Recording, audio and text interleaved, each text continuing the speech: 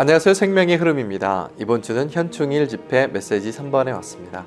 현충일 집회 메시지 3번은 한 가지를 생각하고 그리스도의 속 부분들과 하나 되며 하나님께서 자신의 선한 기쁨을 위하여 우리 안에서 운행하시어 우리가 뜻을 세우고 행하게 하시도록 허락해 드림으로써 혼 안에서 하나 되어 그리스도를 누림입니다. 이번 주는 김종국 형제님과 함께 교통을 나누도록 하겠습니다. 안녕하세요, 형제님. 네, 안녕하십니까. 네, 형님 반갑습니다. 네. 이번 현충일 집회는 빌립보서에서 계시된 그리스도를 알고 누리고 또 체험하는 것과 관련된 내용인데요. 아멘. 이번 메시지 3번에 대해서 교통을 부탁드리겠습니다. 아멘. 빌립보서는 그리스도를 체험함과 누림에 관한 책입니다. 그래서 여간에서 우리는 그리스도를 체험할 수 있지만 이러한 그리스도에 대한 누림은 우리의 혼 안에 있습니다. 그래서 바울은 감옥에 갇혀 있었지만은 그리스도를 체험하고 누린 결과 그는 기뻐하였습니다. 그래서 빌립보의 성도들은 여기 사도 바울의 사역을 통해 복음의 확산을 위하여 교통을 가졌는데요. 그들은 재정적인 공급으로 복음의 확산에 참여하였습니다. 이러한 교통으로 그들은 서로 다른 생각을 품는 것과 개인주의에서 벗어나서 그리스도를 체험하고 누리는 근거를 갖게 되었습니다. 그래서 우리가 복음의 확산을 위해 더 많이 교통할수록 그리고 그리스도를 더 많이 체험하고 누리게 될 뿐만 아니라 우리의 자아와 야심과 선호와 선택은 처리될 것입니다. 그래서 특별히 빌립보서 1장 27절에서 바울은 그리스도의 복음에 합당하게 생활하라고 명령하였는데 아멘. 이것은 그리스도의 복음에 합당하게 생활하는 것이 바로 한 영 안에 굳게 서서 복음의 믿음과 더불어 여기 한 혼으로 함께 분투하는 것을 말하고 있습니다. 그래서 우리가 혼 안에서 하나가 아니라면은 우리는 복음의 확산을 위한 교통 안에 있지 않는 것을 말하고 있습니다. 아멘. 우리는 우리의 생활이 이러한 복음에 합당한 것이 아니라는 거죠. 그래서 한혼을 가질 때 하나는 확신을 주고 굴복시키고 그리스도를 체험하고 우리를 누릴 수 있게 할 것입니다. 아멘. 그래서 빌립보서에서 그리스도를 체험과 관련된 특별한 중점이 바로 한혼을 갖는 것입니다. 네. 혼 안에서 하나가 되는 것은 그리스도를 체험하기 위한 것일 뿐만 아니라 그리스도를 누리기 위한 것입니다. 우리에게 그리스도에 대한 체험이 있지만 그리스도에 대한 누림이 전혀 없을 수 있습니다. 체험과 누림에 대한 차이를 예전에 란 형제님께서 한국에 와서 김치를 먹음으로 뭔가 김치를 체험할 수 있었지만은 김치를 누릴 수는 없었다고 간증한 적이 있었습니다. 그래서 억지로 뭔가를 체험할 수 있지만 그것에 누림과는 관계가 없을 수 있다는 거죠. 그러므로 우리는 혼 안에서 하나 되어야 하고 이것은 또 변화를 필요로 하는 것을 볼 수가 있습니다. 네, 형님 그렇습니다. 그러면 이제 혼 안에서 그리스도를 누리는 부분을 이야기할 때 우리는 자연스럽게 생각과 감정과 의지가 이제 떠오르는데요. 이제 로마서 2번과 3번과 4번이 그 부분을 다루고 있다고 느껴집니다. 이 부분에 대해서 교통을 부탁드리겠습니다. 예, 로마서의 2번부터 해서 이러한 이제 세 가지 혼의 부분을 다루고 있는데요. 2번은 한 가지 것을 생각해야 된다고 말하고 있습니다. 그래서 한 가지 것은 그리스도를 주관적으로 알고 체험하고 누리는 것을 말하고 있습니다. 우리의 생각의 초점은 그리스도여야 합니다. 그리고 우리가 돌보고 목양하는 사람들이 중심이 되어서는 안 되고 그들을 여전히 돌보지만은 바로 초점은 그리스도여야 된다는 거죠. 그리스도를 공급해야 되고 이런 하나님의 영원한 경륜의 내용이 바로 그리스도를 말하고 있습니다. 그래서 우리의 생각은 몸의 생활을 위해 그리스도를 누리는 것에 초점을 맞추고 그리스도를 누림으로 가득할 필요가 있습니다. 아멘. 또한 그리스도의 감정들, 그분의 내면적인 애정과 부드러운 긍휼과 동정을 상징하는 그분의 속부분들과 우리는 하나 되어야 합니다. 바울은 자신의 타고난 내적 존재 안에서 살지 않았고 그리스도의 속부분들 안에서 산 것을 볼 수가 있습니다. 그래서 빌레몬서에서는 특별히 오네시모를 감옥에서 구원하여서 그가 빌레몬에게 돌려보낼 때 바울은 오네시모를 그는 내 심장과 같은 사람입니다라고 이야기했습니다. 그래서 바울은 그리스도의 느낌을 자신의 느낌으로 취함으로써 그리스도의 몸의 실제 안에서 살 수 있었습니다. 아멘. 그래서 우리가 그리스도 예수님의 속부분들 안에서 더 많이 살수록 우리는 몸에 대한 의식과 느낌은 아마 강해질 것입니다. 네, 맞습니다. 또 마지막으로 또한 하나님 자신의 선한 기쁨을 위하여 우리 안에서 운행하시어 우리가 뜻을 세우도록 하시고 행하도록 하십니다. 여기에 의지의 부분이 있습니다. 그분은 우리 안에서 운행하심으로 우리가 뜻을 세우도록 하시고 행하도록 하시는 분이십니다. 그러므로 우리는 굴복되어지고 또 부활한 우리의 의지로 말미암아 우리의 영을 사용하여서 내주하시는 삼위 하나님과 협력함으로써 우리 자신의 구원을 이루어내기를 선택할 필요가 있습니다. 아멘.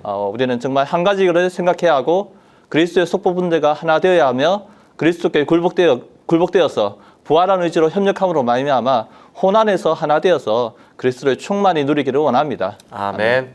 네, 이제 오늘 교통 감사드립니다. 네.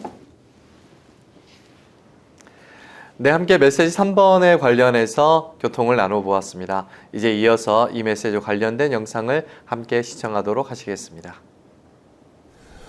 Okay, now, saints, tonight we come to message 3. Roman numeral 1 says, strictly speaking, this is an important point, Philippians is a book not only on the experience of Christ, but also on the enjoyment of Christ. Now, saints, this next sentence is very, very important. The experience of Christ is primarily in our spirit, but the enjoyment of Christ is in our soul, our mind, emotion, and will. Usually we don't have this thought, but the experience of Christ is primarily in our spirit. The enjoyment of Christ is in our soul. It's in our mind, emotion, and will. So this is why we need to be one soul with the Lord, and we need to be one in soul with one another. Okay, now let's come to A. A says, since Philippians is concerned with the experience and enjoyment of Christ, which issue in joy, it is a book filled with joy and rejoicing. You wouldn't expect that from a book like Philippians. Here Paul is, he's in prison. I think in one place in the ministry, it says, at times he was chained to his jailer. Can you imagine that? But here he is, it's a book full of joy and rejoicing. He says, make my joy full. He says, I'm being poured out as a drink offering upon the sacrifice and service of your faith. I rejoice, and I rejoice together with you all. And in like manner, you also rejoice, and you rejoice together with me. It's almost like he's saying, let's congratulate one another. And we're rejoicing together. If I were Paul, I would have said, please send me a cake with a file in it so I could file out of this prison, But Paul wasn't in that realm. He was rejoicing, and he was charging the Philippians to rejoice. In Philippians 3:1, he says, finally, my brothers, rejoice in the Lord. To write the same things to you, to me, it is not irksome, but for you, it is safe. Now, what Paul meant, it's not irksome for me to write this to you. It's not wearisome to me. It's not tedious to me. It's not troublesome to me. But for you, it is safe. What does that mean? Rejoicing in the Lord is a safeguard to us.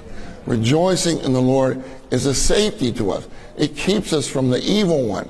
It saves us from ourselves. When you say praise the Lord, doesn't that fill you with joy?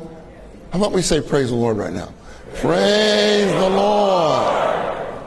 Now, I looked at your faces. A lot of your faces went like this there. Like this. It's hard to say praise the Lord and keep a frown on your face. But we need to build up a habit of praising the Lord in our daily life, not just in the meetings. Rejoicing in the Lord and praising the Lord is a safeguard and a security for us. Now let's come to B. B says the saints in Philippi had fellowship under the furtherance of the gospel through the Apostle Paul's ministry. This participation included their financial contributions to the apostle. Isn't that wonderful, saints, that it's such a privilege to give to the Lord, to give from our material possession, give our material possessions for the Lord's interest. When we do that, we can actually participate in the furtherance of the gospel. It's a great, great thing, a great thing. And, in Philippians 4, Paul tells the Philippians, he says, Philippians, he kind of wanted to remind them, in the beginning of the gospel, when I went out from Macedonia, no church had fellowship with me in the account of giving and receiving except you only. For even in Thessalonica, you sent both once and again to my need. Now I want you to notice here in these verses, it says the account of giving and receiving. That means the Philippians opened an account with the Apostle Paul. They gave of their material possessions to Paul so that he could further the gospel. And so they participated in that gospel that Paul was spreading. The gospel of God's economy. The gospel of God in Romans is not just regeneration. It goes from justification by faith all the way, right, to justification, sanctification, the body of Christ, the local churches, the blending of the churches together into one body to make us the reality of the body of Christ. That is the full gospel of God. That is our gospel. And so we want that gospel to be furthered.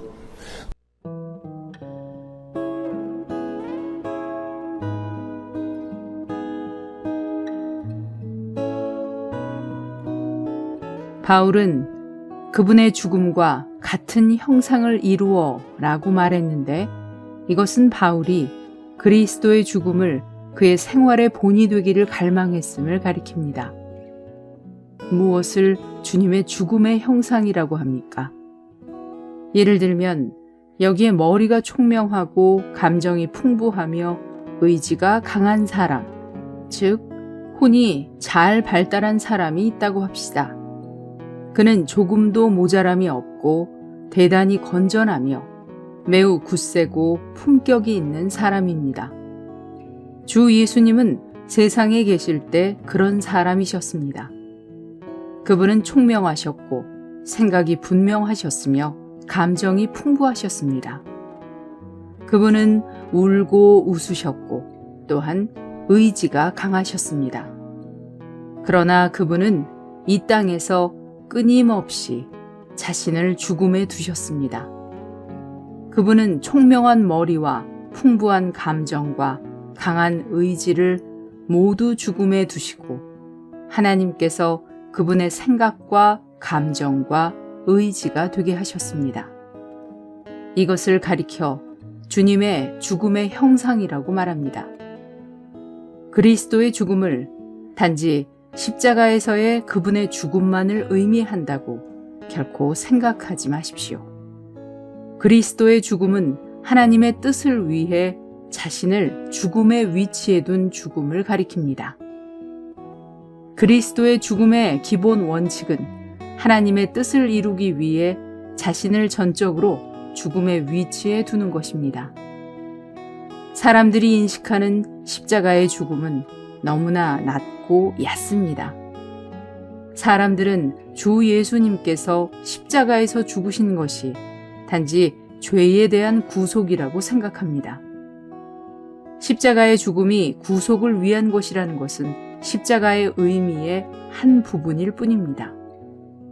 십자가에는 더 깊고 더 높은 의미가 있습니다. 그것은 하나님께서 그분의 뜻을 이루시도록 주 예수님께서 자신을 죽음의 위치에 두시는 것입니다. 우리는 주 예수님께서 십자가에 달리셨을 때에만 죽으시는 것이 아니라는 것을 꼭 알아야 합니다. 그분은 세상에 계실 때 날마다 죽으셨습니다. 주 예수님은 이 땅에서 33년 반을 사시는 동안 계속해서 자신을 죽음의 위치에 두셨습니다.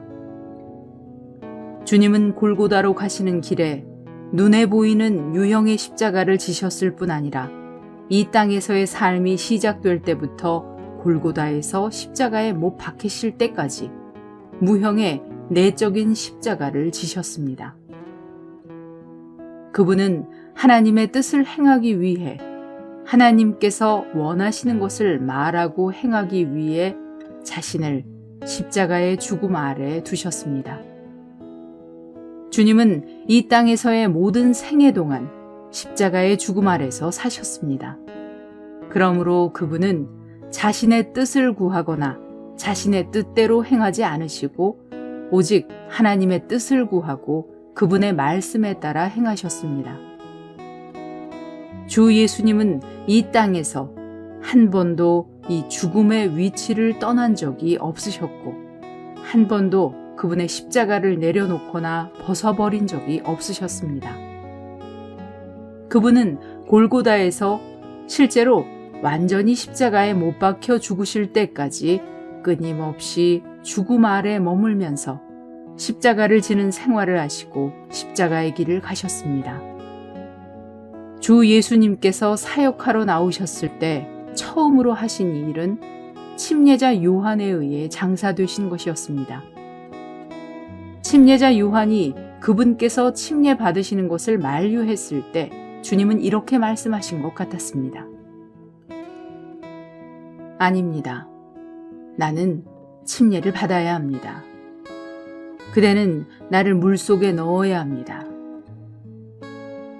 이것은 주님께서 기꺼이 그분의 인간 생명을 제쳐두셨고 늘 그것을 십자가 아래 두셨다는 것을 가리킵니다.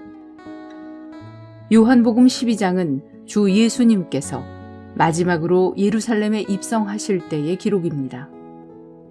그때 외적인 상황은 굉장했습니다. 세상적으로 볼 때 그때가 주님의 황금기였습니다. 나사로가 죽었다가 살아났기 때문에 모든 사람이 그분을 환영하고 높이 평가했으며 심지어 헬라인들까지도 그분을 뵙고 싶어 했습니다. 그러나 이때 주님은 내가 진실로 여러분에게 말합니다. 한 알의 밀이 땅에 떨어져 죽지 않으면 한 알 그대로 남아있지만 죽으면 많은 열매를 맺습니다.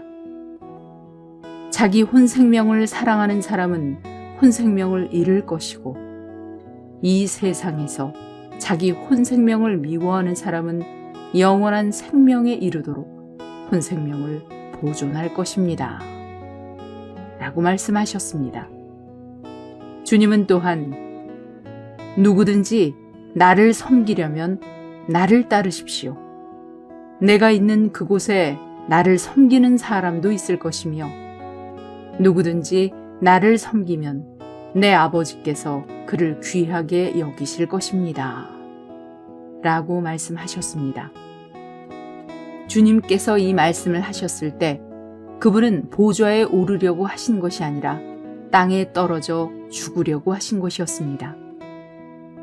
주님께서 바라신 것은 위대한 일을 하는 것이 아니라 땅에 떨어져 죽는 것이었습니다. 주님은 33년 반 동안 이 죽음 안에 사셨습니다. 그분은 항상 자신을 죽음에 두셨고 자신의 생각과 감정과 의지를 부인하셨습니다. 그분은 왜 자신의 모든 것을 부인하셔야 했습니까? 그것은 바로 하나님께서 그분 안에서 나오시도록 하고 하나님께서 형통한 길을 얻으시도록 하여 많은 사람의 필요를 공급하실 수 있도록 하기 위해서입니다. 이것이 바로 그리스도의 죽음입니다.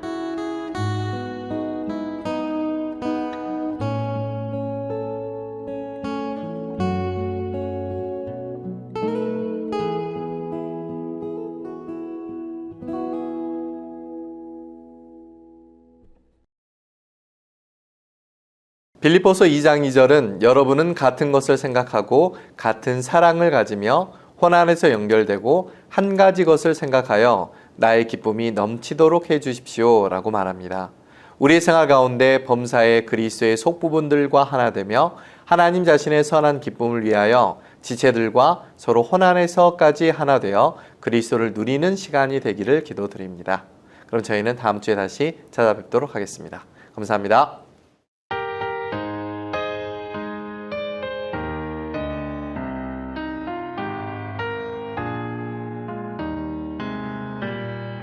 하나님의 뜻은 우리 자기 아들 형상 이루려 성령으로 우리 몸 안에서 변케 하여 주시네.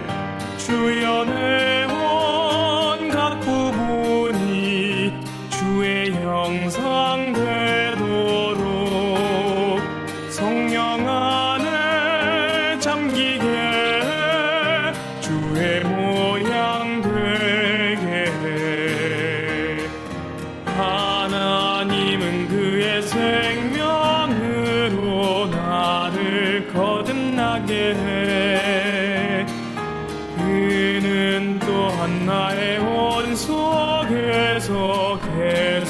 변케 하시네. 주여 내 온갖 부분이 주의 형상 되도록 성령 안에 잠기게 주의 모양 되게 내 영으로부터 역사하여 내 온 변케 하시며 내 온각 부분과 내 온 몸이 주께 복종하도록 주여 내 온각 부분이 주의 형상 되도록 성령 안에 잠기게 주의 모양 되게 그의 영의 생명 능력으로 그의 형상 되게 해 점점 그의 영광 더함으로 주를 닮게 하시네. 주여 내